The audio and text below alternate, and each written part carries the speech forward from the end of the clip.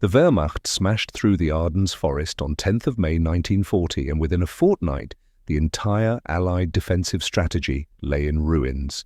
What military planners in Paris and London had spent months constructing the careful positioning of the British Expeditionary Force, the coordination with French armies, the assumption that the Maginot Line would hold, all of it collapsed in a matter of days. German panzer divisions didn't just breach the front. They raced through gaps so quickly that Allied commanders were reading battlefield reports that were already 12 hours out of date.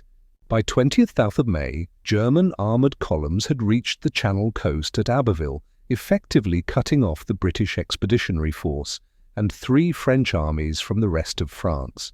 300,000 British and French troops found themselves trapped in an ever-shrinking pocket around the port of Dunkirk. The military term for their situation was encircled. The blunt reality was that Britain's entire professional army, the core of its military strength, was about to be captured or annihilated. Wehrmacht generals were already discussing which units would march in the victory parade through London. The question wasn't whether Britain could be defeated, but how quickly they'd accept the inevitable. Field Marshal Wilhelm Cartel examined reports of the Dunkirk pocket and told colleagues that the British situation was hopeless in a military sense. He wasn't engaging in propaganda. He was reading topographical maps and counting divisions. Operation Dynamo, the emergency evacuation from Dunkirk, began on 26th of May, 1940. What unfolded over the next 9 days became one of history's most remarkable retreats, though calling it a victory required extraordinary spin. Yes, 338,026 men made it off those beaches, but they left behind virtually all their heavy equipment. 600 tanks, 2,500 artillery pieces, 64,000 vehicles and mountains of ammunition and supplies. Britain had saved its men but lost its army's teeth.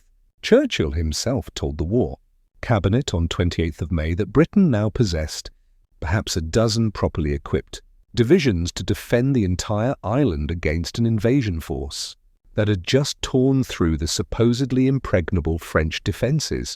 The Royal Navy remained formidable and the RAF was intact. But if German boots hit British soil in force, there was precious little standing between them and Whitehall. The French situation deteriorated even faster. Paris fell on 14th of June 1940. By 22nd June, Marshal Pétain was signing an armistice in the same railway carriage where Germany had surrendered in 1918, Hitler's deliberate theatre of revenge. Britain now stood entirely alone. Every other Western European democracy had either fallen or remained neutral. The Soviet Union had a non-aggression pact with Hitler. America sat across the Atlantic, firmly isolationist. In Berlin, the mood was almost celebratory. Hitler's architect, Albert Speer, later recalled the Führer poring over architectural plans for remodeling Berlin into the world capital German mania. Convinced the war in the West was essentially finished, German military intelligence assessed that Britain, deprived of continental allies and facing the full weight of Wehrmacht, would seek terms within weeks. It wasn't arrogance. From a purely military standpoint, their analysis seemed sound. The Luftwaffe had proven itself unstoppable in Poland, Norway, the Low Countries, and France. Its commanders believed one sustained bombing campaign against British ports and airfields would demonstrate to London's leadership that continued resistance meant nothing but destruction without purpose. Surely Churchill, however bombastic his rhetoric, would eventually bow to mathematics. They were about to discover that mathematics doesn't account for everything. Hitler's expectation of British surrender wasn't wishful thinking. It was based on what he considered a rational assessment of Britain's options. On 2nd July 1940, he issued a directive to his commanders preparing for the possibility of an invasion. But the document's language revealed his true belief. He expected Britain to see reason before such measures became necessary. The Führer had watched other European leaders choose pragmatism over destruction, and he saw no reason why the British would be different. His track record supported this confidence. Austria's Kurt Schuschnigg had capitulated without a shot in March 1938. Czechoslovakia's Emil Hatcher had signed his country away after a single night of intimidation. Poland fought, but even that campaign ended in weeks. In Hitler's mind, leaders, when confronted with overwhelming force, made rational calculations about national survival. Churchill, he reasoned, would eventually perform the same arithmetic. The terms Hitler envisioned offering Britain were, by his standards, generous. Germany would dominate the continent. Britain would keep its empire and navy. The Reich wanted continental hegemony, not British colonies in Africa and Asia. Foreign Minister Joachim von Ribbentrop had actually laid out these parameters in private discussions, suggesting that Britain could remain a global power if it simply accepted German supremacy in Europe. From Berlin's perspective, this seemed almost magnanimous. Britain would lose nothing it currently possessed overseas, merely acknowledge the new European reality. Field Marshal Wilhelm Keitel told interrogators after the war that Hitler genuinely admired the British Empire and had no desire to dismantle it. The Führer saw Britain and Germany as natural allies against Bolshevism. His book, Mein Kampf, despite its many hatreds, expressed respect for British imperial administration. Hitler believed he was offering Churchill a face-saving exit. Stop fighting over Poland, already defeated, and keep everything else that matters to you. German military intelligence reinforced this expectation. Their reports suggested that Churchill represented a war party that was growing more isolated daily. The ABV, Germany's military intelligence service, intercepted communications indicating substantial British elite support for negotiations. These weren't fabrications. There genuinely were voices in London's corridors of power advocating precisely what Hitler expected. The intelligence wasn't wrong. The conclusion drawn from it was, General Franz Halder, the Wehrmacht's Chief of General Staff, wrote in his diary on 13th of July that Britain's military situation was hopeless and that Churchill's government would likely fall once the British public grasped the full extent of their predicament. Howe was no fool. He'd orchestrated the stunning victory in France. His assessment that Britain couldn't win militarily was accurate. What he missed was that not winning and not surrendering aren't the same thing. Hitler kept delaying the formal planning for Operation Sea Lion, the invasion of Britain, because he was waiting for London to initiate contact about terms. He told General Alfred Jodl in mid-June that he didn't want to humiliate Britain unnecessarily, as he'd need them as future partners against the Soviet Union. Every day that passed without an invasion being launched was in Hitler's mind another opportunity for Churchill to come to his senses.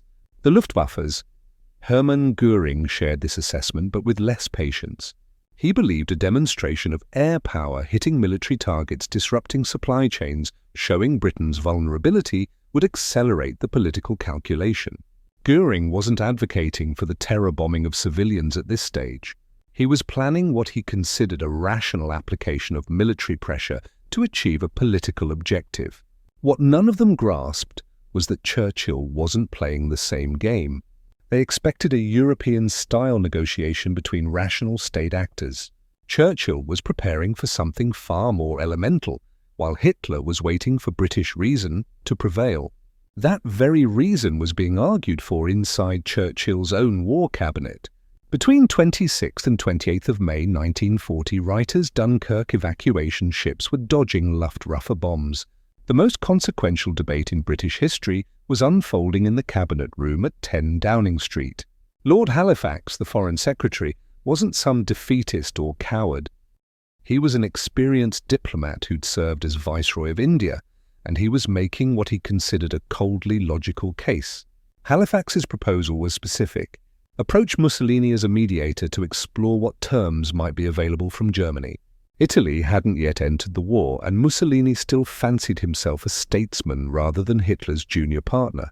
Halifax argued that if reasonably acceptable terms existed, keeping the fleet, maintaining independence, preserving the empire, rejecting them out of pride, would be criminal negligence. Better to discover what was on offer than to fight to total destruction without even knowing if an alternative existed. The Foreign Secretary put it bluntly in the 26th May meeting. We had to face the fact that it was not so much a question of imposing a complete defeat upon Germany, but of safeguarding the independence of our own empire. He wasn't arguing for surrender. He was arguing for diplomatic exploration before the military situation deteriorated further. If Britain waited until after losing its entire army and air force, it would negotiate from an even weaker position.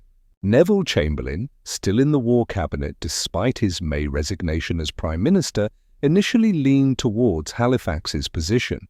This wasn't appeasement nostalgia.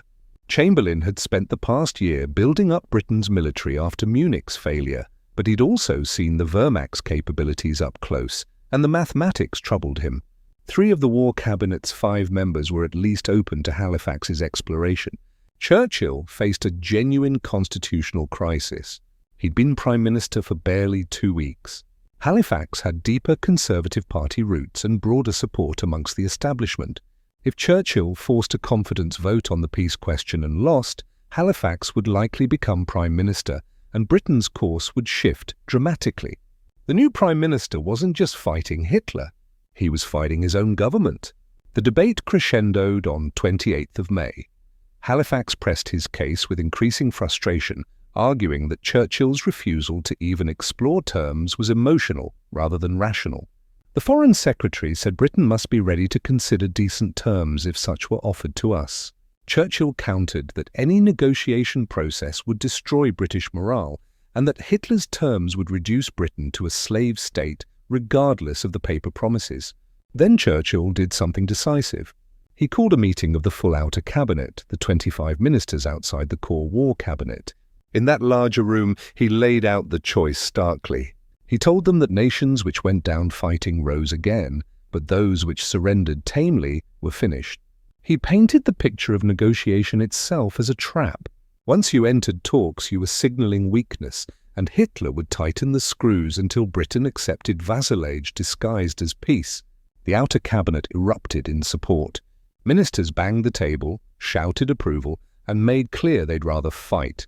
Churchill had bypassed Halifax's careful logic with something more powerful. He'd connected with the emotional truth that compromise with Hitler meant extinction by degrees. When the War Cabinet reconvened, Halifax's proposal was effectively dead. He'd been outmanoeuvred politically, and he knew it. Churchill had won the room, but he hadn't yet won the country. That would require something more than a closed-door political victory. It would require him to speak directly to the British people and articulate why fighting mattered more than survival.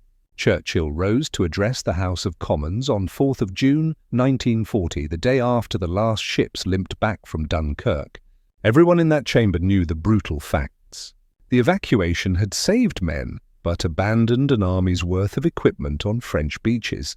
The question hanging in the air was whether the Prime Minister would prepare the nation for capitulation or something else entirely. He began with unflinching honesty about the military disaster. "We must be very careful not to assign to this deliverance the attributes of a victory," he told the packed chamber. "Wars are not won by evacuations." Churchill wasn't interested in sugarcoating Dunkirk. He walked through the numbers, the losses, the equipment left behind. He made Parliament confront the scope of the defeat before he offered them anything resembling hope. Then he shifted. He started building a case not for why Britain could win, but for why Britain must fight regardless. He described the Wehrmacht's capabilities without flinching, their tanks, their aircraft, their proven tactics, and then he laid out in methodical detail how Britain would resist invasion. "We shall defend our island, whatever the cost may be, not might defend, shall defend." What came next was a crescendo that every person in that chamber felt in their chest. "We shall fight on the beaches. We shall fight on the landing grounds. We shall fight in the fields and in the streets. We shall fight in the hills." Each phrase hit like a hammer. No conditional language, no diplomatic hedging, just the blunt promise of endless resistance. Harold Nicholson, a National Labour MP, recorded in his diary that evening that the House was deeply moved, but that many MPs had tears streaming down their faces during the speech. This wasn't theatrical emotion. It was the release of tension that had been building since Dunkirk. Churchill had given them permission to feel what they'd been suppressing, that fighting mattered more than the odds. Then came the line that would echo through history: "We shall never surrender." But Churchill didn't stop there. He added something that revealed his strategic mind. Even if Britain itself were conquered, he declared, the Empire and the fleet would continue the struggle, until, in God's good time, the new world with all its power and might steps forth to the rescue and liberation of the old. That final clause was deliberate messaging. Churchill was telling America and telling Hitler that this war wouldn't end with Britain's fall. He was threatening infinite resistance, a forever war that would eventually drag in American industrial might. It was a bluff, perhaps, but it was a bluff, delivered with such conviction that it sounded like prophecy. The speech's structure was masterful. Churchill had opened by acknowledging disaster, which gave him credibility to then reframe that disaster as the beginning of resistance rather than the end of hope. He'd taken the worst military defeat in modern British history and transformed it into a launching point for defiance. MPs who'd entered the chamber wondering whether negotiation might be sensible left it convinced that surrender was unthinkable. The BBC broadcast portions of the speech that evening. Though Churchill didn't deliver it himself on radio, an actor read excerpts for the broadcast, but the words spread regardless. Reprinted in every newspaper, discussed in every pub. Factory workers quoted it. Soldiers repeated it. The speech became the articulation of something the British public had been feeling but couldn't quite express. German intelligence intercepts caught the speech and translations landed on desks in Berlin within hours. The reaction there was confusion more than concern. Hitler's analysts noted the rhetoric but dismissed it as the posturing of a leader trying to rally a defeated nation. They still expected reality to set in once the Luftwaffe began its campaign in earnest. They'd fundamentally misunderstood what Churchill had just accomplished. The speech didn't just inspire, it fundamentally altered how millions of Britons processed their situation. Within 48 hours of Churchill's Commons address, Mass Observation, a social research organisation that documented everyday British life, recorded a striking shift in the conversations happening in shops, factories and homes across the country. Where previous weeks had been filled with anxious speculation about peace terms, the dominant theme now was practical preparation for resistance. Women's voluntary service enrolment stations reported a 40% surge in applications in the week following 4th of June. These weren't symbolic gestures. Volunteers were signing up for practical roles, driving ambulances, manning observation posts, organising evacuations. The speech had given people a framework for understanding their fear. Instead of being paralysed by the threat of invasion, they now had a mental model. Invasion was survivable if everyone contributed to resistance. Factory production data from the Ministry of Supply showed something remarkable. In late May, absenteeism at munitions factories had been climbing as workers heard rumours about peace negotiations and questioned whether their labour mattered.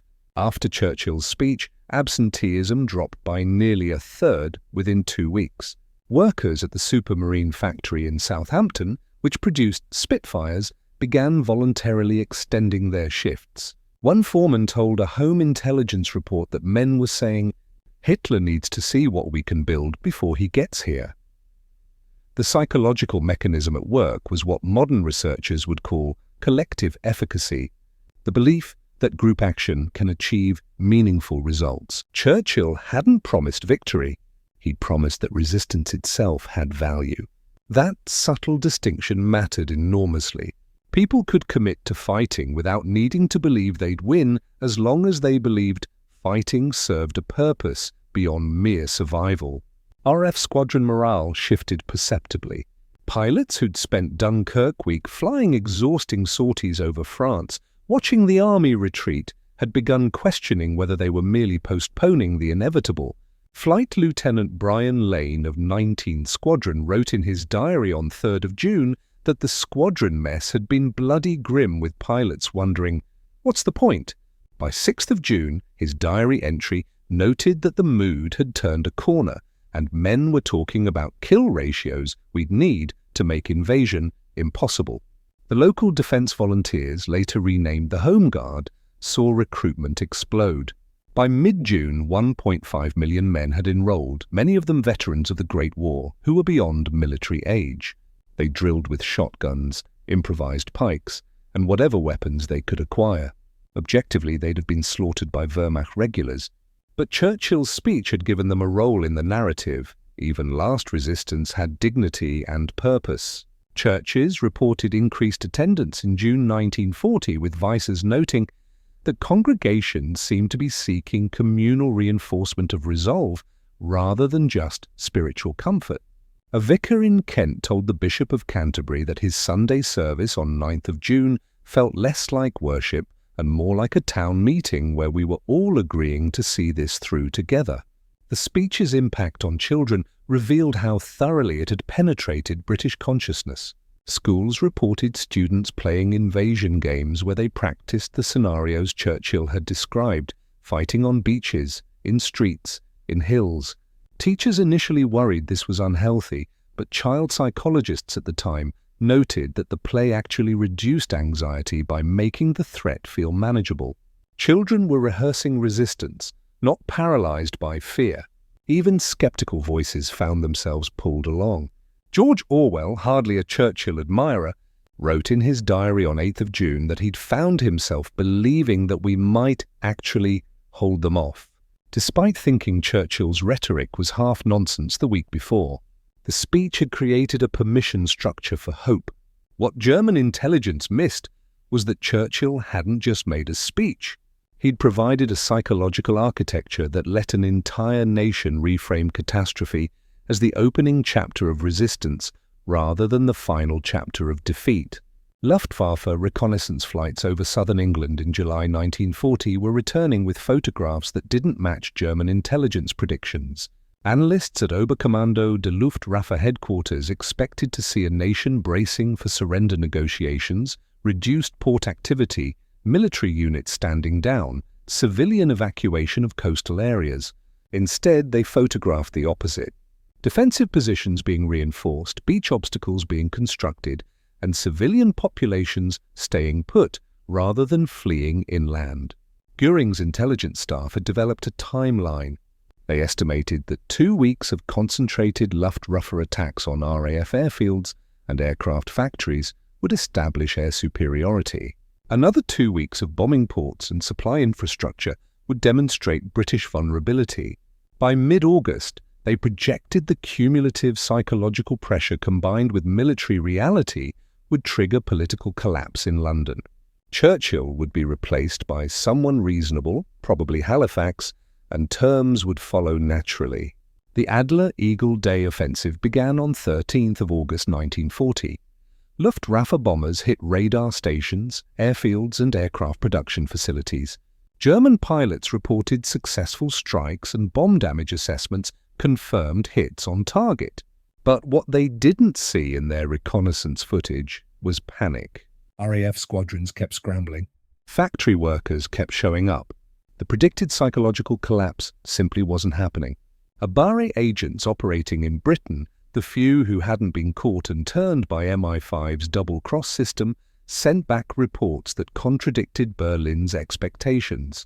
One agent's message in mid-August noted that London newspapers weren't calling for peace negotiations, but rather printing tutorials on identifying German aircraft types.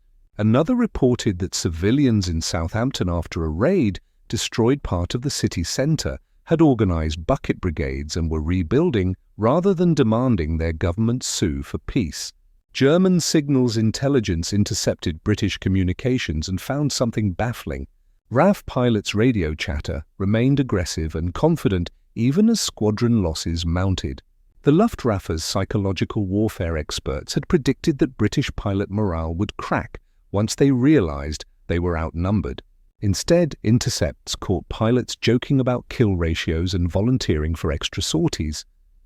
One intercepted transmission from a RAF squadron leader responding to a pilot requesting leave allegedly said, "You can rest when Hitler does." Göring's staff began adjusting their timeline. Perhaps 3 weeks of attacks rather than 2, perhaps a month. The Reichsmarschall blamed his field commanders for insufficient aggression. He ordered the Luftwaffe to expand targeting to include London itself, believing that bombing the capital would finally break civilian morale and force Churchill's hand. The first major raid on London came on 7th of September 1940, the beginning of the Blitz. The German logic seemed sound. Medieval cities had surrendered when besieged and starved. Modern populations would surely be less resilient when faced with high explosives and incendiaries. But what Göring's planners hadn't accounted for was that Churchill's speech had already done its work. British civilians had been mentally prepared for this exact scenario. When the bombs fell, they weren't surprised. They'd been told this was coming, and they'd been told they would endure it. Home intelligence reports from September 1940 showed something that would have shocked German intelligence analysts. In heavily bombed areas, support for continuing the war actually increased rather than decreased. Londoners who'd been vaguely in favour of fighting became absolutely committed once their own streets were hit. The bombing didn't break resolve. It personalised the conflict. Hitler wasn't an abstract threat anymore. He just destroyed your neighbour's house. Göring told Hitler on 15th of September that the Luftwaffe needed more time. That British resistance was proving temporarily stubborn. That word temporarily revealed the continuing German assumption that British morale would eventually crack. They kept waiting for the collapse that military logic demanded. It never came. RAF Fighter Command was hemorrhaging pilots faster than training schools could replace them. By early September 1940, some squadrons were operating at 60% strength. Pilots were flying 4, sometimes 5 sorties per day, climbing into cockpits still warm from the previous pilot's body heat. The mathematics were brutal. The Luftwaffe could afford losses that would annihilate the RAF. Air Chief Marshal Hugh Dowing calculated that at current attrition rates, Fighter Command would cease to exist as an effective force by mid-October. Yet pilots kept climbing back into their Hurricanes and Spitfires.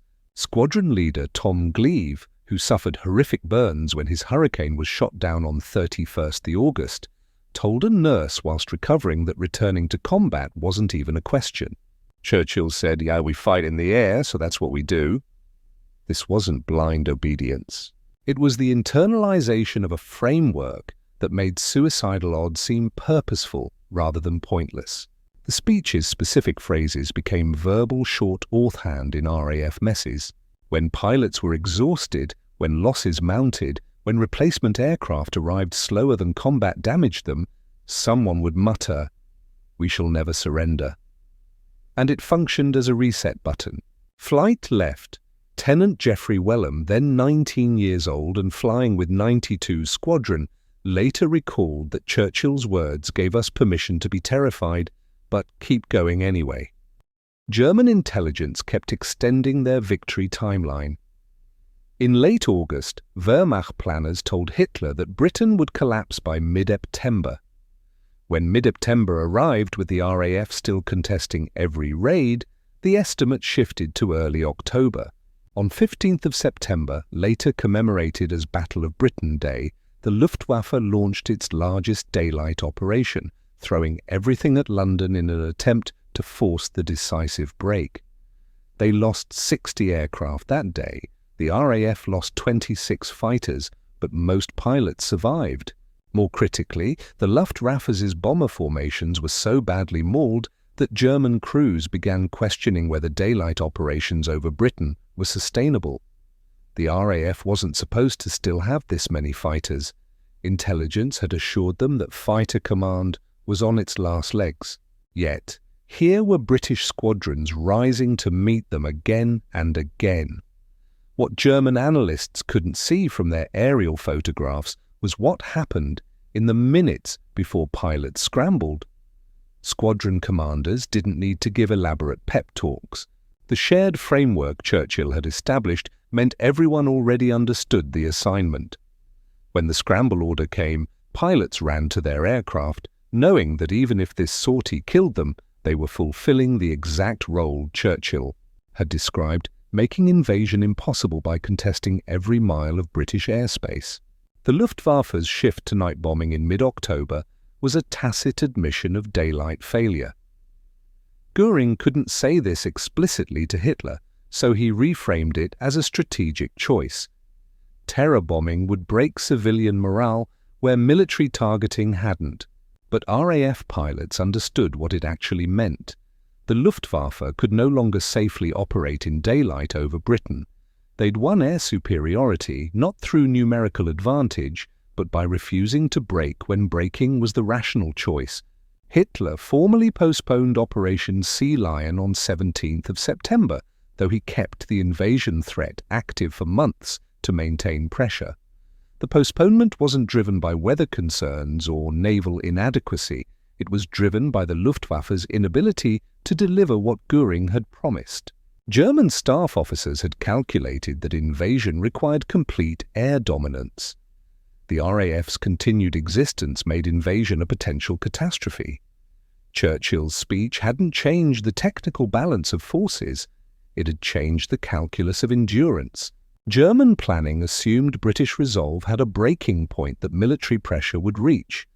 What they encountered instead was a force that had already decided breaking wasn't an option regardless of cost. The Luftwaffe's failure to predict British resilience wasn't an intelligence mistake. It was a conceptual impossibility built into German military culture itself. Wehrmacht officers had been trained in a tradition where leadership flowed from authority, competence, and the ability to deliver victory. The idea that a leader could inspire sustained resistance through rhetoric alone, especially after catastrophic military defeat, simply didn't compute within their framework of how power functioned. German military analysis of Churchill treated him as they would treat one of their own leaders, a man whose political survival depended on delivering tangible results.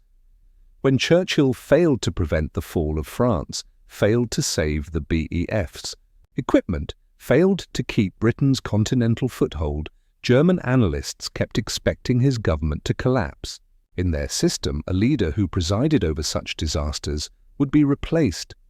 That Churchill's position actually strengthened after Dunkirk appeared to German observers as evidence of British political irrationality rather than what it actually was: democratic leadership operating on different principles. Ober Ulrich Liss, head of German Army Intelligence's Western section, later admitted to interrogators that German intelligence had fundamentally misunderstood the British political system. They'd assumed Churchill was like Hitler, dependent on maintaining an image of infallibility and success. They couldn't grasp that democratic leaders could acknowledge failure, even lead the nation through catastrophe, and remain in power if they articulated a convincing path forward. Churchill's honesty about Dunkirk being a defeat, not a victory, would have destroyed a German leader's credibility. It enhanced Churchill's. The cultural gap extended deeper. German military culture prized efficiency, rational calculation, and acceptance of reality. When Napoleon faced impossible odds in 1815, he fought at Waterloo and lost definitively. When the German Empire faced certain defeat in 1918, it sued for peace. The pattern was clear. Civilized nations recognized when they were beaten and negotiated accordingly. Britain's refusal to follow this pattern appeared to German analysts as stubborn irrationality rather than calculated strategy. What they missed was the difference between Prussian military honor, which emphasized knowing when you were defeated, and British cultural memory, which celebrated defeats like the charge of the Light Brigade precisely because futile courage had its own value. German officers saw military analysis as mathematics. British culture saw certain kinds of resistance as transcending mere calculation. Churchill hadn't invented this. He'd activated something already present in British historical consciousness. The Luftwaffe's psychological warfare strategy assumed that demonstrating military superiority would trigger political pressure on Churchill from a rational population. They'd seen this work elsewhere. Warsaw surrendered after the Luftwaffe reduced parts of the city to rubble. Rotterdam capitulated after one devastating raid, but these were cities facing imminent ground assault with no hope of relief. Britain was an island with a navy facing an invasion that might never come, led by a man who'd explicitly told them suffering had purpose. German planners also misread British class dynamics. They assumed the aristocracy and business classes would pressure Churchill to negotiate once profits were threatened. Some did. Halifax represented this faction, but Churchill had outmaneuvered them in May. German intelligence kept waiting for this pressure to resurface, not understanding that the speech had fundamentally shifted what was politically acceptable to advocate. After never surrender entered the national vocabulary, openly calling for peace negotiations became nearly impossible without appearing treasonous. The final miscalculation was strategic. Germany had won continental Europe through lightning campaigns that broke enemy morale before attrition became relevant. Their entire military doctrine was built around decisive victories that made continued resistance pointless. They'd never faced an opponent who decided beforehand that pointless resistance was exactly the point. Churchill had taken Germany's greatest strategic weapon, their ability to make fighting seem futile, and neutralized it with words before the battle even began.